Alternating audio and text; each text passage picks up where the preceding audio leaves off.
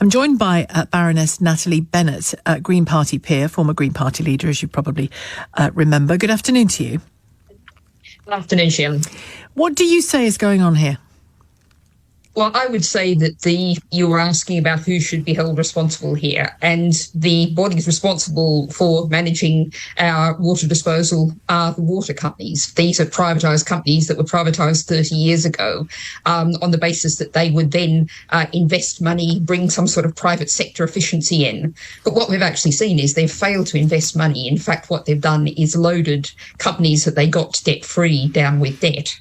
And the debt they're carrying is £2,000 per household.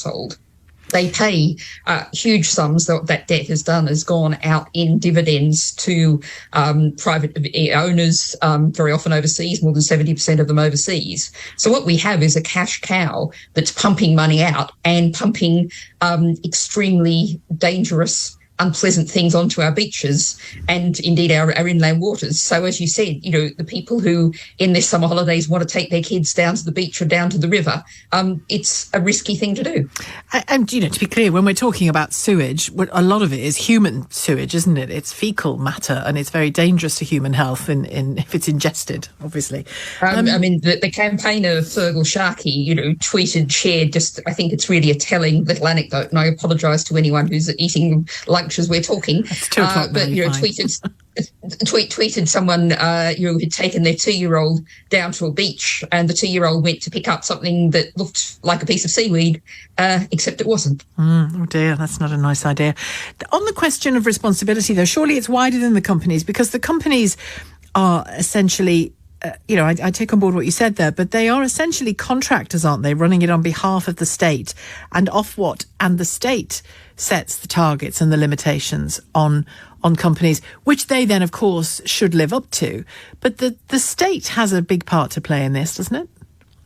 Certainly, and I think Ofwat is a huge area of failure, as in so many areas of government regulation.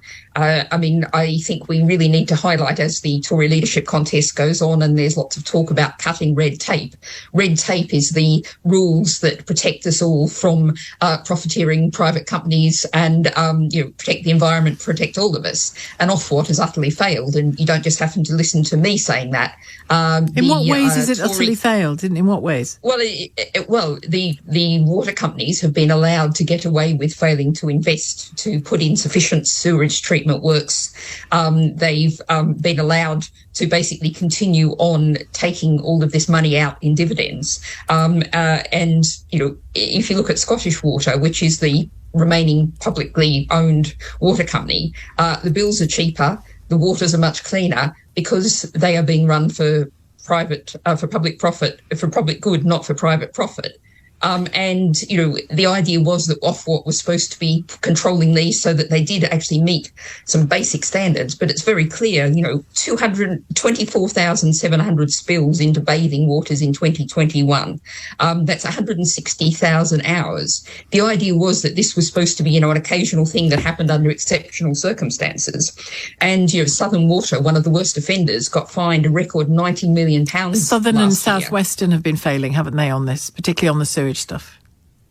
Particularly, I was with a wonderful organisation called SOS Whitstable last October, and it had only been founded for about a month, and there was 1,000 people marching down the beach at Whitstable saying, we don't want to take this anymore, we can't have this, yet we're not seeing action either from the government or from Ofwat, the regulator whose job it is. And do you know why the plans to address the level of sewage that's being pumped into our rivers and other waterways has been shelved by the government? Do you know what reasons they gave for that?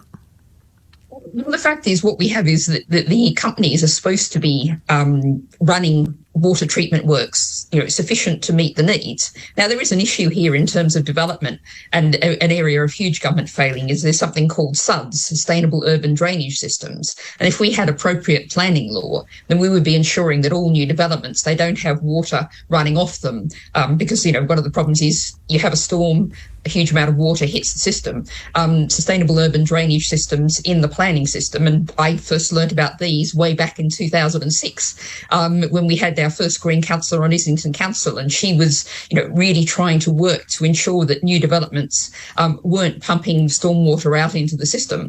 And the government, again, has failed to provide the kind of rules that should be there so that there was less pressure on the system. I know it's not. But we really have to come to the companies is where the chief responsibility lies.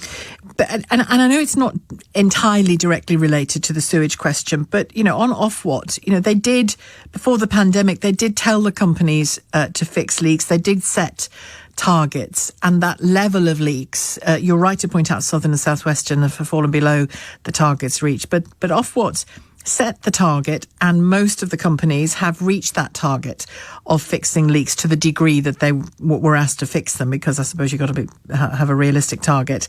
And I was reading yesterday in CapEx, an article by Robert Colville, that by 2025, the plan is to save from these fixed leaks the equivalent amount of water to that which serves Manchester, Leeds, Leicester and Cardiff combined. So that's no small achievement, is it? If you look at where we are is absolutely disastrous. I mean, we're very aware of water restrictions. We are in drought despite the rainfall we've had in the last few days. And a quarter to the fifth of what's supposed to be the drinking water is actually wasted through leaks. That's 3 billion litres of water wasted. Well, I have to say, and I know individual anecdotes don't prove the point, but throughout this entire hot season, if we can call it that, the last few weeks, a drain outside my house that's on a hill has just been, we've had a nice little stream down the road every day. For a moment I just thought, well, who's massively running their hose pipe while they can, but it wasn't, it was coming out of the ground. So yeah, and that will be replicated many times over, won't it?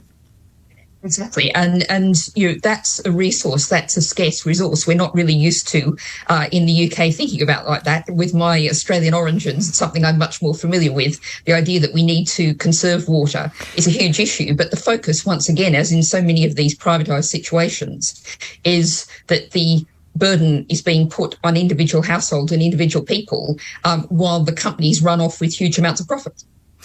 But the question of fixing and the question of sewage, you're right about the scarcity of water that we need to address, because, as you said, it's not something we've particularly, and other European nations as well, have approached as a potentially scarce resource. Because I know that in other EU countries as well, they have the same approach to leaks, don't they? Which is, we're aware of them, we'll slowly but surely, or maybe just slowly, try and fix them, but we just have enough water to keep pumping it in to make sure that there is no loss of that resource. Do you think we're reaching a tipping point there where that will no longer be a viable policy? Practical reality is we all know we're in a climate emergency and the weather is changing, and we think about water as and drought as a lack of rainfall, but of course the more the temperature rises, that means far more evaporation, far more water loss, far more need for irrigation. Food security is another huge issue around the climate emergency. So we are in a situation where we have to treat every resource that we have as valuable. But that's why the Green Party is calling for the renationalisation of the water companies. We need to bring this into public hands and run it for public good, not for private profit. The same expense will be there, won't it? The same need for change will be there, whether it's fixing leaks or changing our approach to sewage. But but we will be doing it, putting all of the money into actually doing what needs doing, not putting the money into paying dividends. As I said, the debt that has been laid on in the last 30 years amounts to about £2,000 per household. The amount of money that's been paid out in dividends over that time is almost the equivalent of that. So the companies are borrowing money to pay dividends, and that money could be going actually into fixing things. So, and there's also, of course, the just to finish the fat cat pay. This is, a financial sector industry that we have to pay people top pay. We were talking about Southern Water. The boss last year was paid £1 million, including a £550,000 bonus. If you go around all the companies, you're talking about £15 million in fat cat pay. If you bring this back internationalised and run it for public good, not for private profit, then you're not, seeing that money leaking away out of the system. So we have a huge leakage of water. We've also got a huge leakage of money. So what's killing our waterways or ruining our waterways and coastal areas? Is it greed or is it bad policy? I would say it's both, because the bad policy feeds, encourages, supports the greed. And, we think obviously about the sewage, about the human health concern and indeed the animal health concern. I was looking at someone tweeting a picture of, raw sewage spilling straight into a triple SI. But one of the other related issues to this is with raw sewage comes huge amounts of plastic. And we have a huge problem with turning our oceans into a plastic soup. And that's one of the other things that we're doing here really, we're trashing our planet. We're treating the planet as a dumping ground. We're treating the waters around us, the waters we rely on, as a dump. Well, thank you for joining me today, Natalie Bennett, Baroness Natalie Bennett, Green Party peer and former Green Party leader. Triple SI, just so you know, is a site of special scientific interest, and sewage being pumped into those as well.